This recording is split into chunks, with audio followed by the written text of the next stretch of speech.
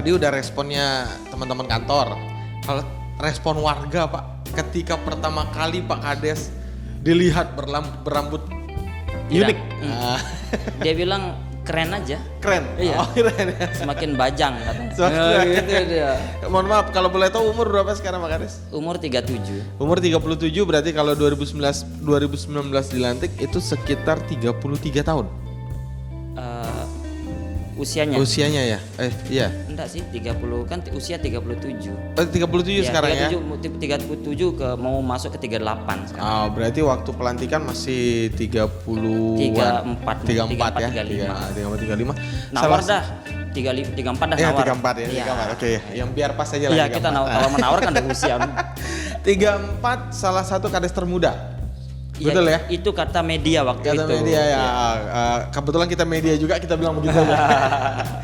Nah, kades termuda unik, tapi kalau dibanding dengan prestasi yang sekarang ada di Segerongan, Pak Kades merupakan kades dari sebelum Pak Kades menjabat dan setelah Pak Kades menjabat sudah berapa persen kemajuan? Kira-kira persentase aja dari indeks perkembangan masyarakatnya atau apa yang mungkin Pak Kades bisa menilai? Ya, saya menilainya 80%. 80% berkembang ya. Iya. Karena sebelum saya jadi kepala desa kan masih desa berkembang dia. Oke. Naik saya jadi kepala desa menjadi desa maju. Luar Ya biasa. ditambah lagi dengan visi misi saya dan program-program saya yang saya nilai dirasakan langsung oleh masyarakat dan tepat sasaran. Itu dia. Kalau boleh tahu Pak Kades, berapa periode kita boleh menjabat? Kepala desa itu boleh menjabat 3 periode. 3 periode? Ya, 1 periode dengan masa tugas 6 tahun. tahun. Wow. Itu menurut perda perundang-undangan Ya, yang berlaku. Betul. Waduh. Sedang rame nih 3 periode. 9 tahun perpanjangan masa 9 tahun kita rame itu.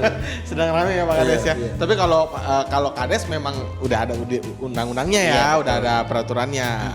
Nah, berarti ini Pak Kades di periode pertama. Periode pertama saya. 6 tahun, 18 tahun total kalau kita terpilih terus ya. Iya. Luar biasa dong Pak Kades. Iya, lumayan lama, tetapi puas kita di dalam melaksanakan program-program desa itu. Betul, maksimal. Kalau 6 tahun itu kan ada program yang belum bisa selesai di situ dengan keterbatasan dana desa yang disiapkan oleh pemerintah dan lain sebagainya. Tapi kalau kita bukan gagal ya, maksudnya tidak dipercaya lagi itu. Berarti kan bisa kita tergantikan ya. Iya. Nah ini katanya ada hal-hal yang ngeri juga nih di desa kalau kita sudah tidak dipercaya lagi oleh masyarakat. Iya. Bisa kenapa kita itu Pak Kades? Jadi kan kita ini kepala desa itu lahir dari rahim politik. Jadi lahir dari Karena pemilihan langsung ya, sekarang lahir ada dari sebuah pertandingan pemilihan kepala desa. Jabatan kepala desa itu tidak dari hasil pemberian orang. Ya betul. Tidak dari hasil hubungan kedekatan dengan pejabat lainnya. Tidak dari hasil seleksi, tidak. Tetapi kita ini memang benar-benar fight gitu, bertarung. Maka kita itu habis-habisan bertarung bagaimana orang memilih kita, seperti itu dia. Nah, sehingga dikasihlah kesempatan kita selama 6 tahun untuk mengabdi dan melaksanakan apa yang ada di pikiran kita, melaksanakan program pemerintah. Memastikan program pemerintah dari pusat, daerah, kabupaten itu sampai di masyarakat, tepat sasaran dan bisa dirasakan kemanfaatannya. Tapi kalau selama 6 tahun kita itu tidak bisa melaksanakan itu dan kita tidak dipercaya lagi oleh masyarakat, itu hukumannya sangat berat sekali. Ditendang dari desa, diusir dari desa dalam sebuah pilkades namanya. Iya begitu dia. Jadi kan pilkades, Iya. pemilihan. Gimana kita ditendang di situ Pak Kades? Ya kalau kan orang tidak mencoblos kita. Jadi 0 suara lah ibaratnya gitu ya. Walaupun dapat suara tetapi kan kalah dari suara yang lain. Itu dia. Berarti ya itu secara tidak langsung kita sudah tidak dipercaya kan? Tidak dipercaya.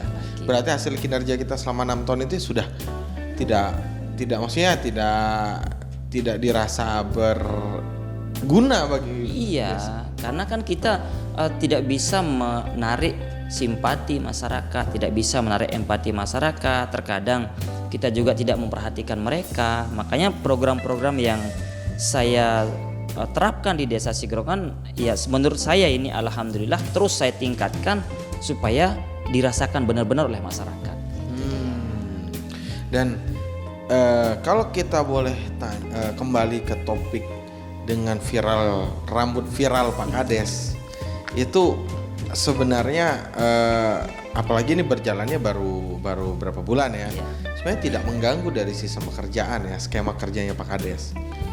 Enggak mengganggu. Itu fashion lah ya. Setiap orang punya hak untuk begitu, dan tidak merugikan masyarakat juga. Tidak merugikan masyarakat, malah lebih cepat dikenal. Lu juga dikenal ya? Itu gampang Pak Kades. dicari. Itu Pak Kades. Ya. Itu Pak Kades. Karena pernah saya potong rambut saya kayak rapi sekali, pendek sekali.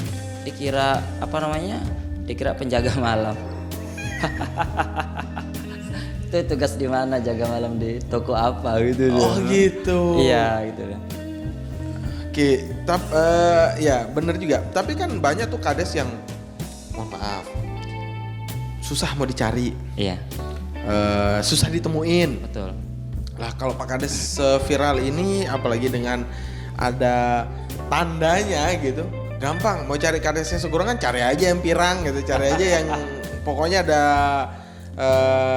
jambul di belakang, ada kondenya. Ada kondenya di belakang, ketemu dia ada itu Kades gitu kan.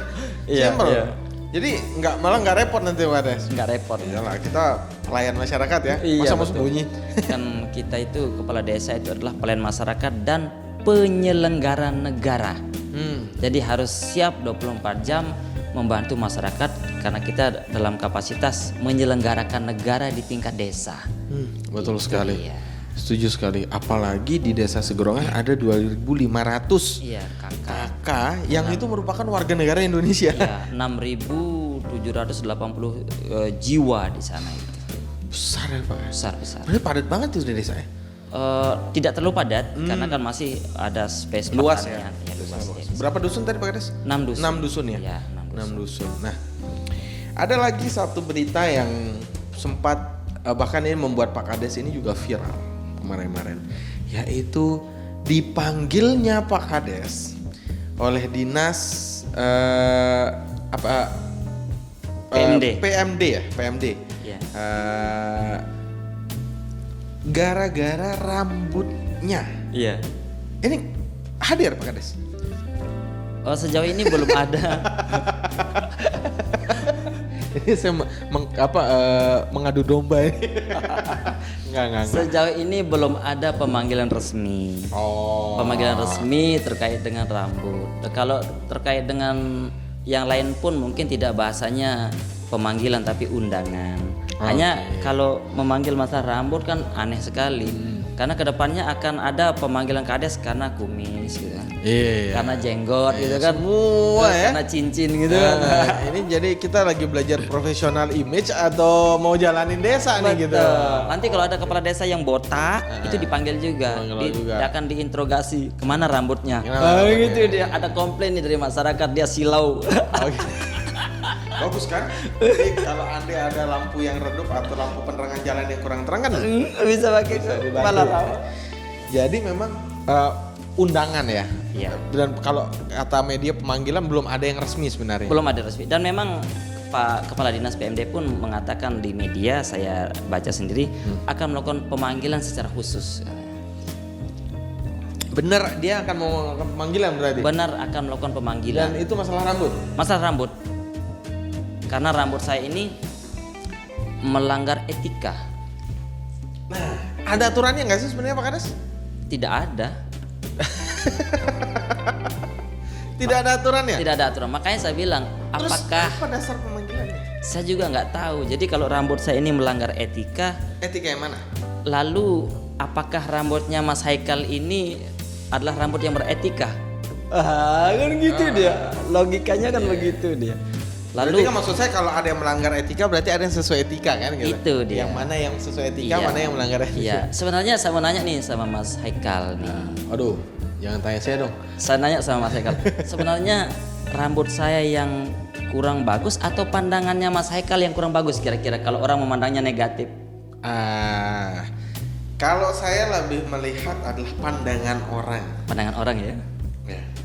Karena mohon maaf bukan juga menyudutkan atau memberikan penilaian kepada teman-teman yang rambut pirang, bertato dan segala macam. Di Indonesia kan mungkin gambaran masyarakatnya bertato, rambut pirang identik dengan kekerasan, identik dengan kriminalitas, hura-hura gitu ya, hura-hura dan lain sebagainya, yang mungkin sorry to say agak negatif lah. Nah, tapi kan sebenarnya kalau kita tarik mundur, tato merupakan sebuah karya seni. Tato merupakan sebuah karya seni. Bahkan rambut, ya maksud saya di dunia fashion, dunia model, rambut juga beraneka ragam. Banyak juga K-pop yang menjadi yang ngetren rambutnya juga pirang, rambutnya segala macam. Bahkan ada salah satu di TV nasional, kompetisi masak di TV nasional tuh rambutnya malah bener-bener pang tuh. Bener-bener pang ya. Taunya dia pinter banget masak, berprestasi segala macam. Maksud saya mungkin sudut pandang kita yang salah. Artinya atau kurang luas Pak sudut pandang kita. Secara sederhananya, kalau Mas Haikal pejamkan mata kan selesai urusan, nggak kelihatan tuh rambut saya kan gitu dia. Iya benar. Dan maksud saya begini, mohon maaf ya, rambut itu kan hal kecil yang tidak mengganggu apapun. Iya. Kalau mungkin saya warganya Pak Kades ya, saya menjadi warga Segerongan misalnya nih, terus Pak Kades lewat depan saya, rambutnya wah segala macam luar biasa lah, nyentrik dan segala macamnya, saya jawabnya I don't care Pak, saya nggak peduli. Tapi ketika saya menyampaikan aspirasi ke Pak Kades, Pak harusnya begini dong di desa kita, ada ini untuk memajukan desa kita, Pak Kades nggak peduli dengan itu, mungkin saya akan protes Pak. Saya akan protes sesuatu yang itu tugas Anda jadi kades dan Anda tidak peduli, ya saya akan protes. Tapi mengenai Anda berambut kayak gimana segala macam, ya urusannya Pak Kades dengan hidupnya Pak Kades. Betul. Dengan ini Pak Kades, itu saya Pak Kades. Tapi ini dipanggil katanya ya? Dipanggil, tapi belum ada surat resmi sampai hari ini. Kan kalau diundang kan beda. Saya mengundang Pak Kades ke podcast saya. Kalau saya panggil kan beda cerita. Berarti saya dipanggil berarti ada sesuatu yang ada sesuatu yang salah. Tapi walaupun mengundang pun kalau masalah rambut kan boleh tidak hadir juga kan? Kan rambut tidak ada di kontrak kepala desa. Tidak ada aturan secara saya suka ngomong di pinggir jurang ini. Tidak ada aturan yang mengatur tentang rambut kepala desa. Bahkan kalaupun ada aturan, ya tentu harus membuat dinas tata kelola rambut kepala desa. Ya mungkin kalau di kepolisian, di TNI Polri mungkin ada ya mengenai kerapian rambut dan segala macam. Ada sepertinya. Ya tapi kalau di Kades nggak ada ya Pak Kades ya? Nggak ada gitu. Karena kepala desa ini kan dia itu yang diatur itu adalah seragamnya, pakaian dinas hariannya yang diatur gitu dia. Jenggotnya, kumisnya kan udah diatur di sana tuh. Ya, kalau semua diatur banyak banget aturan di kepala desa Pak. Iya. Saya pernah ini, makanya melihat potensi negatif itu kita merubah menjadi positif. Gini modelnya. Di dusun saya ini ada warga saya yang bertato. Saya melihat itu bukan suatu kriminal ya, tato itu gitu. Sesuatu yang negatif. Ya. Saya melihatnya ini adalah seni, karya seni yang dimana dia tidak ada tempat untuk menggambarkan atau untuk melampiaskan seninya, sehingga dia membuat seni itu di tubuhnya. Akhirnya saya panggil, saya siapkan cat, saya siapkan kompresor. Waktu itu kita gambar dinding tembok-tembok sepanjang masuk dusun. Waktu itu kita gambar dinding-dindingnya. Waktu itu ada gambar Soekarno, ada gambar Soeharto, ada gambar segala macam tokoh-tokoh nasional kita buat, yang dimana mereka ternyata sangat luar biasa pintarnya menggambar gitu. Lalu mereka ini saya ajak ke kecamatan dalam lomba kaligrafi yang modern ya, kaligrafi modern, modelnya menggambar, misalnya dia gambar pohon, kaligrafi itu tulisan Arab itu dibuat seperti pohon gitu dia modelnya. Dan itu juara harapan dan masuk dalam pembinaan kecamatan. Sementara kalau kita ngelihat tato, anak ini sampah masyarakat, tapi kita merangkul mereka. Bagaimana kita berikan ruang. Kalau kita nggak rangkul ya benar nanti malah benar-benar jadi sama masyarakat ya gitu Iya ya. betul. Tak boleh kita jauhi karena harus kita dekatin. Itu masyarakat kita juga. Ya, ini saya mau tanya juga, katanya Pak Kades ini juga pinter bahasa Arab.